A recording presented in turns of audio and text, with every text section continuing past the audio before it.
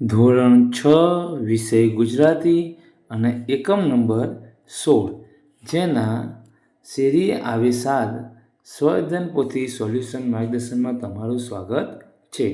ચાલો આપણે મેળવીએ માર્ગદર્શન. એમાં જોઈએ પ્રશ્ન નંબર 1.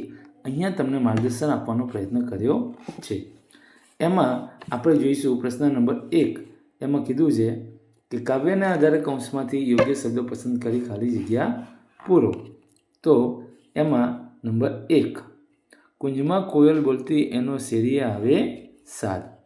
આંબા ઉપર મોર કહેવાય, ઝૂલી રહ્યો હતો, મોર નહીં. નંબર 3, અંકોર. નંબર 4, ઘર નાનું આંગણું ગમે મોકળું મોટું વન. અને નંબર 5માં તાજી. આંબાવાડી હજુ પોળની તાજી યાદ છે. આગળ જોઈએ પ્રશ્ન નંબર 2. પ્રશ્ન નંબર 2ની અંદર અહીંયા આપણને કીધું છે કે કૌંસમાં આપેલા શબ્દોનો ઉપયોગ કરી નવું વાક્ય બનાવો. હવે અહીંયા જોઈએ આપણે ઉદાહરણ તરીકે સાદ. તો પોલીસે મોટેથી સાદ પાડી અમને ઊભા રાખ્યા. હવે એવી જ રીતે સાદ શબ્દ જેવી રીતે આવ્યો છે આમાં, એવી રીતે આપણે અહીંયા મોર શબ્દનો ઉપયોગ કરીને કરવાનું છે. જોઈએ નંબર 1. તો એમાં મોર. વરસાદ સમયે મોરના ટોકા સંભળાય છે. મોર. આંબાવાડીના આંબા ઉપર મોર આવ્યો છે. તાજી. મીનાબહેન તાજી મેથીની ભાજી ખરીદી. મીઠી. ઉનાળામાં મીઠી મીઠી કેરી ખાવાની મજા પડે છે. અંકુર. વરસાદ પડતા ઘાસના અંકુર ફૂટી નીકળ્યા. વન. ભારતમાં ઘણા વન આવેલા છે. નંબર 7, દન. તમે ત્યાં કેટલા દન રોકાવાના છો? પ્રશ્ન નંબર 3. પ્રશ્ન નંબર 3ની અંદર સૂચના છે કે એક પછી એક કડી ઉકેલતા જાઓ અને અંતિમ ઉત્તર મેળવો. એમાં જોઈએ આપણે નંબર 1. હું ઉડી શકું છું. તો કોણ કોણ છે? પતંગ, પક્ષી અને વિમાન. મારે પાંખ છે. પક્ષી અને વિમાન. મારે પીંછા છે. તો એમાં ફક્ત શું આવશે? પક્ષી. એટલે પહેલાં 3 આવશે, પછી એમાંથી ઘટતું જશે. જે આવતા હોય જવાબ એ મેળવવાનું છે. જોઈએ આપણે અહીંયા નંબર 1. તો નંબર 1ની અંદર પહેલું જ કીધું છે આપણને કે હું ઉડી શકું છું. હવે એની અંદર પહેલું જ પતંગ, કોયલ, વિમાન, ફૂદું ને કાગડો. હવે એમાંથી જોઈએ મારે પાંખ છે તો શું આવે? કોયલ, ફૂદું અને કાગડો. મારે પીછા છે તો ફૂદું નીકળી જાય, કોયલ અને કાગડો. મારો રંગ કાળો છે તો કાગડો. મારો અવાજ મીઠો છે તો કોયલ. એવી જ રીતે જોઈએ નંબર 2. તો નંબર 2ની અંદર કીધું હું હવામાં આમ તેમ ઝૂલું છું. આંબો, ડાળી, કોયલ, કેરી, મોર. હવે એના આધારે આગળ જોઈએ. મારો રંગ લીલો છે તો આંબો, મોર અને કેરી. મારી મીઠી સુગંધ છે. મોર અને કેરી. અને મારો સ્વાદ ખાટો છે. કેરી. પ્રશ્ન નંબર 4. પ્રશ્ન નંબર 4ની અંદર એવું સૂચના છે કે કાવ્યમાં આવતા શબ્દો પસંદ કરી એ શબ્દોનું નવું વાક્ય લખો. અહીં આપણને ઉદાહરણ તરીકે આપણે ઉદાહરણ જોઈએ. કોયલ, આંબાવાડી, ડાળ, આંબો. હવે જો બધા શબ્દોનો ઉપયોગ થશે આમાં. આંબાવાડીમાં કોયલ આંબા ડાળે બેઠી છે. આંબાવાડી આવી ગયું, કોયલ આવી ગયું, આંબા આવી ગયા, ડાળે આવી ગઈ અને બેઠી છે. એવી જ રીતે હવે આપણે નંબર 1 જોઈએ. શેરીએ. અમારા ગામમાં શેરીએ શેરીએ લોકો બેઠા છે. રંજાડ. ખેતરોમાં પશુઓની ખૂબ રંજાડ છે. નંબર 3. યુદ્ધમાંથી કાયરો પલાયન કરે છે. ખેલવા. બાળકોને ખેલવા કૂદવાની મજા પડે છે. અને છેલ્લું આંગણું મારા આંગણામાં પક્ષીઓ ચાવવા આવે છે. પ્રશ્ન નંબર 5. પ્રશ્ન નંબર 5ની અંદર કહેશે કે કાવ્યમાંથી 2 પંક્તિઓ સાથે પસંદ કરો અને તેમને સરળ ભાષામાં લખો. અહીંયા આપણને ઉદાહરણ તરીકે આપ્યું છે. કાવ્ય પંક્તિ છે કે ડોલતી ડારે ઘૂમીએ આપણે ગજબી ઘેરો નાદ. હવે અહીંયા એને સરળ ભાષામાં સમજાવી છે. કઈ રીતે? તો કે ઝૂલતી ડાળીઓ પકડી આપણે ઘૂમીએ ને ઘેરો નાદ ગજવીએ. હવે એવી જ રીતે આપણે પંક્તિ લઈને સમજાવવાનો પ્રયત્ન કરીએ. તો એમાં આપણને અહીંયા કીધું છે એ પણ મુજબ કે પહેલું જ પંક્તિ લઈએ. હાલને આંબાવાડી હજી પોરની તાજી યાદ. તો અર્થ આપણે કહી શકીએ ચાલને આંબાવાડી હજુ પણ ગયા વર્ષની યાદ તાજી છે. પંક્તિ હાલીએ ભેરું કાયર જે કોઈ હોય તે રહે બાદ.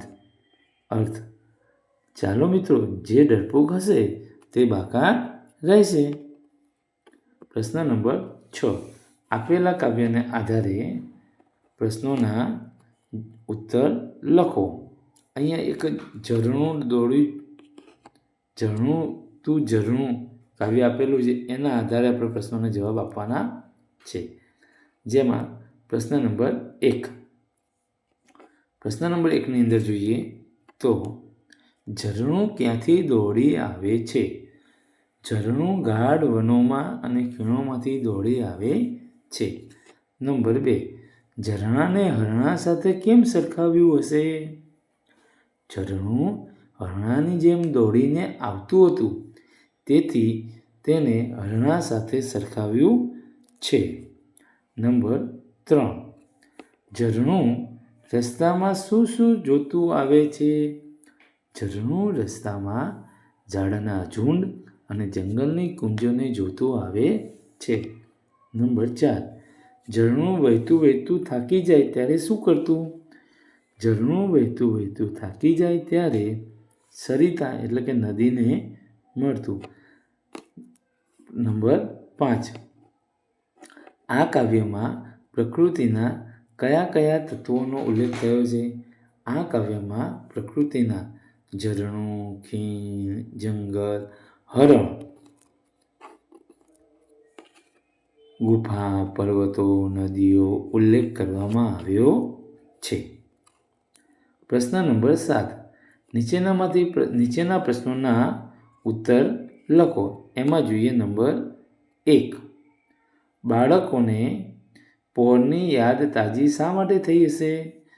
કુંજમાં કોયલ બોલી એનો સાદ સાંભળીને બાળકને પોરની યાદ તાજી થઈ હશે. નંબર 2. તો બાળકને આંબાવાડીમાં શું જોવા મળશે? બાળકને આંબાવાડીમાં આંબા અને તેના પરનો મોર, કુંજો, કોયલ વગેરે જોવા મળશે. નંબર 3. નંબર 3ની અંદર કહેશે કે બાળકને આંબાવાડી શા માટે ગમે છે? બાળકને રમવા માટે ઘરનું આંગણું નાનું લાગે છે, માટે તેને વન જેવી આંબાવાડીઓ ગમે છે. બાળકને ક્યાં રમવું ગમે છે? શા માટે? બાળકને આંબાવાડીમાં રમવું ગમે કારણ કે ત્યાં કોઈની કનડગત નહીં અને આખો દિવસ રમવા મળે. પ્રશ્ન નંબર 8. સૂચના છે કે કાવ્યના આધારે આંબાવાડી વિશે 7-8 વાક્ય લખો.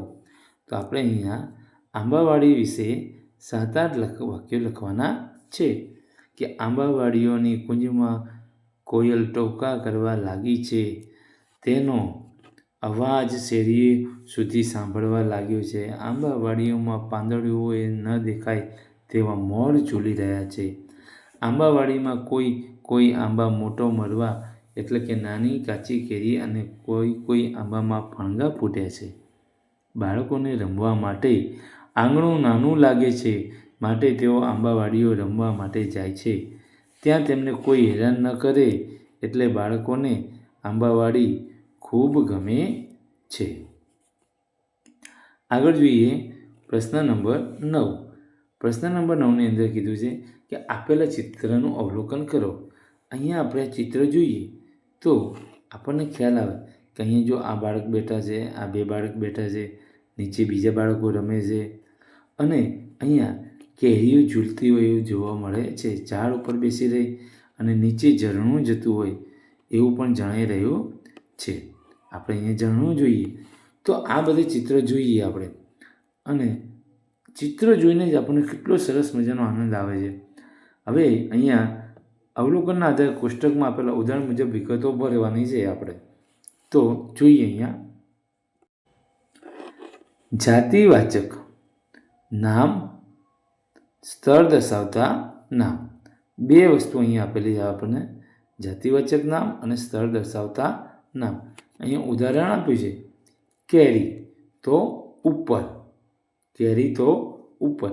હવે જોઈએ આપણે આગળ છોકરો તો નીચે, છોકરી તો અંદર, વૃક્ષ તો પાસે, નદી તો અહીંયા તમારે લખવાનું છે 1. બરાબર. આગળ કોષ્ટકના આપેલી વિગતના આધારે વાક્ય બનાવો. અહીંયા આપણે વાક્ય બનાવવાનું કીધું છે, જેમાં આપણને પહેલું વાક્ય આપેલું છે.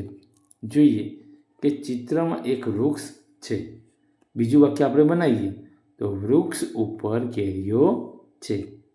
ત્રીજું બનાવીએ વૃક્ષની ઉપર 2 છોકરા અને 1 છોકરી બેઠા છે. ચોથું વૃક્ષની નીચે 1 છોકરો અને 1 છોકરી બેઠા છે. પાંચમું એક છોકરો નદીના પાણીમાં ઊભો છે.